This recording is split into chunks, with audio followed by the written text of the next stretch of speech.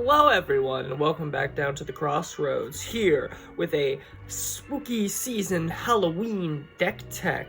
Today we are here with my devil deck, and I am hyped to show you the amount of absolute cruelty this deck plans on putting onto your opponent or opponents. Better if it's opponents. This is a super mean deck with honestly, it's just meant to torture the other player, and I want to show you how it does that. So without further ado, let's get on into it. Alright, got our creatures here. Let's get on into my playset of Forge Devil. When he enters the battlefield, it deals 1 damage to you and 1 damage to target creature. So, pretty dang nifty. If you're going second, which I prefer to go second with this deck, when they play their 1-drop, that's nothing but a 1-1, 2-1 at the best, 1-2 at the worst case scenario. This will probably destroy their first drop, which makes it pretty valuable. And for 1 damage, oh my, what will I do? I just got pinged. So yeah, this is amazing for our 1-drop. But we're not done with our 1-drops, because we got a few more to show off. Such as my playset of Rakdos Crackler. And Rakdos Crackler has Unleash, which means you may have it enter with a +1/+1 counter on it. And if you do, it can't block, but it's a 2/2 for 1 mana. So forget blocking, we don't need blocking. That's pretty much it. Just like a really good aggro card for our red. This is a mono red deck, so don't pay much attention to the black and his cost, because it's not going to come up. In my last creature 1-drop, a playset of Vexing Devil. Fun story about this card. I bought these, and then they immediately fell in price. Just super dramatic. I only bought 3 of them initially, but when they fell super in price, I was like, well, gosh, now I gotta go and get me another one. And then so I decided to get me a foil. But Magic does a terrible job with their foils, so I bet you probably couldn't even tell. Alright, what he does, when Vexing Devil enters the battlefield, any opponent may have it deal 4 damage to them, and if they do, I sack it. Pretty simple. You know, do you want me to have a giant 4/3 for 1 mana, or are you gonna take 4 damage? Good chance you're gonna take the 4 damage.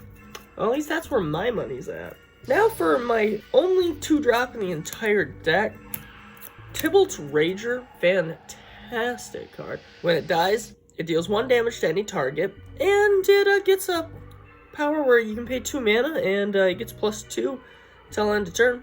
Pay that a few times. Pretty big devil. I mean, we needed something to fill the 2 slot up that was going to stick with the theme of the deck, so this was pretty good. Next up, a card that I was playing very wrong when I first seen it, so I thought it was just not that one, absolutely terrible, but it turns out it's not too terrible. Sin Prodder. Menace, which means it can only be blocked by creatures of the same color and artifacts? Or is that Fear? I think Menace means it needs to be blocked by 2 or more creatures, am I right? There's so many of those, like, pseudo-unblockable with, like, certain requirements. At the beginning of your upkeep, reveal the top card of your library. An opponent may have you put that card into your graveyard. If that player does, Sin Prodder deals damage to that player equal to that card's converted mana cost.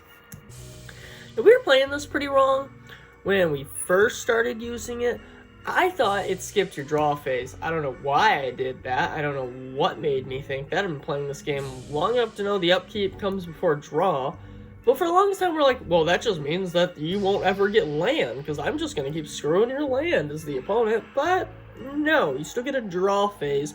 It's just an extra little bit to that. Oh, and if they don't do that ability, you get to put that card in your hand, which is super nice. Now for my 4-drop, I'm kind of my boss monster at the end of the day, because my higher drops don't do as impactful things as Hellrider does. Whenever a creature you control attacks, Hell Rider deals 1 damage to defending player. So, you got all those 1-drops, swing all at once. That does a lot of burn to them. And he, he's not too shabby himself, a 3/3 with haste, so maybe swing with him.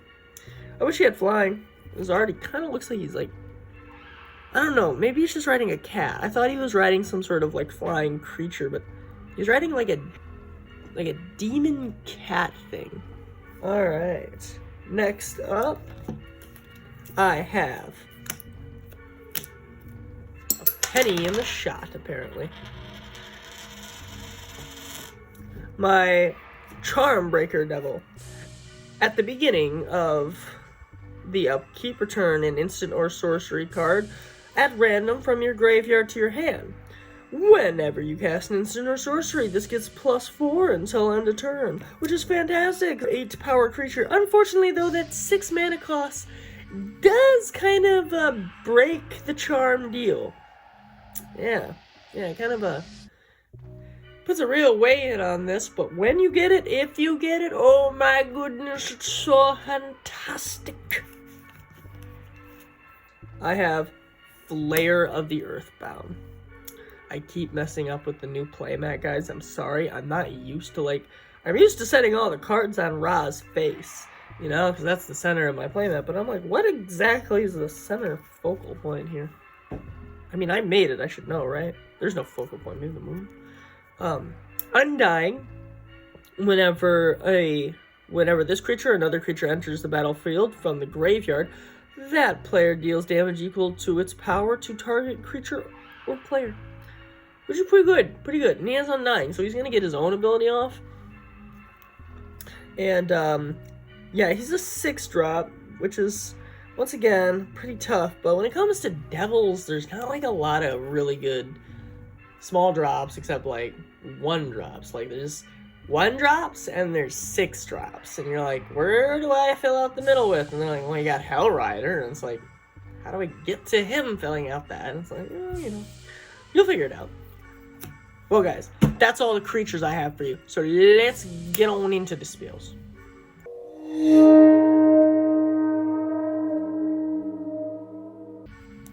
Alright, got the spells for us. And this is where we're going to start seeing us being an absolute prick everywhere. As you can see by the first card, I'm not being nice. Let's show you all of the mean ways that we can torture the opponent. First off, with a playset of Lightning Bolt, because if you're running mono red and you're trying to be a jerk, I don't know what you're doing not running Lightning Bolts. 3 damage for 1 mana. Do I even have to say it? It's fantastic! And then Lightning Bolt's little brother that we only run 3 of. I have these beautiful Japanese copies of Shock. 1 mana, 2 damage. It's literally the little brother. I just really love the art on these, the Japanese only variants. They were so gosh darn good. But we only run 3 of them. I really only felt like it was a 3 of. It's situational. I have a lot of stuff to deal with, the early game, the one devil that comes out and does the ping damage. He's meant to clear. These are for the face. Next up, with 3 copies of Browbeat. Browbeat's good. 3 mana, any player may have Browbeat deal 5 damage to him or her. If no one does, target player draws 3 cards. So here's the thing, you want me to draw 3 cards or take 5 damage? It's your choice. And honestly, it's disappointing how many people would rather have them take 5 damage than you 3 cards. Because, in my head, it's only kind of worth it. I'd let you draw the cards. I know your plan. I know my plan. I'm going to burn you out.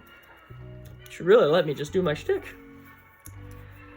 And then, I have 2 copies of Breaking Point. Any player may have this card deal 6 damage to him or her, and if no one does, destroy all creatures, and creatures destroyed this way cannot be regenerated. Yeah. Contracts with the devil. You want something crappy to happen, or something crappy to happen? Last up for my spells, I have 3 copies of Devil's Play, just for flavor. It deals X amount of damage to a player, hexes your the cost you played it for, so not terrible. Pretty good. Pretty standard. Alright, that's all we have for spells. But we have something special in this deck. We actually have a few planeswalkers to show you. So let's show you what those are.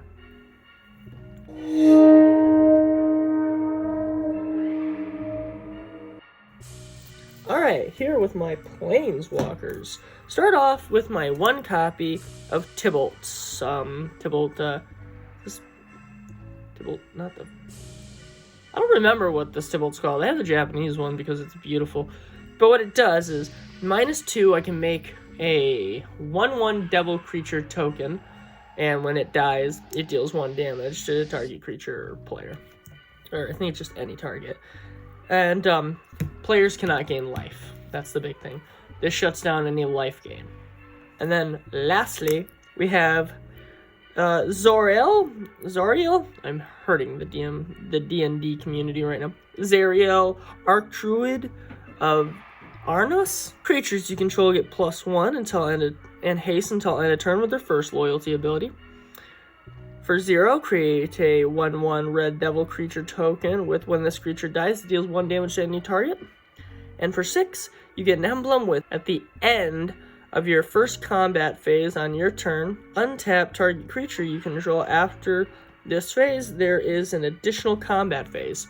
Okay, so you get to battle twice. This was a really cool card from the D&D set that they were doing, which I really thought was kind of cool. I don't play too much D&D, but I like it enough to where like the cards were pretty neat for me. Okay, so with that, let's get into our land.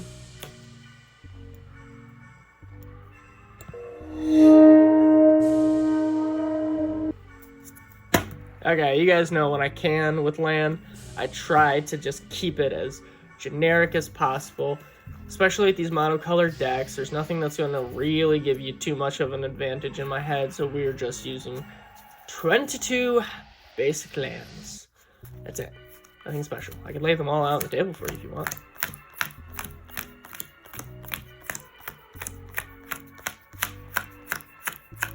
And there they are. Those are lands.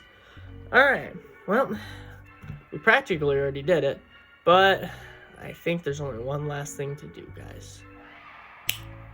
Movie magic, ladies and gentlemen. Well, if you enjoyed this, please leave a like, a comment, and maybe even think about subscribing to the channel. I am excited to catch you guys on the next one. But until then, you all have yourself a merry little whatever.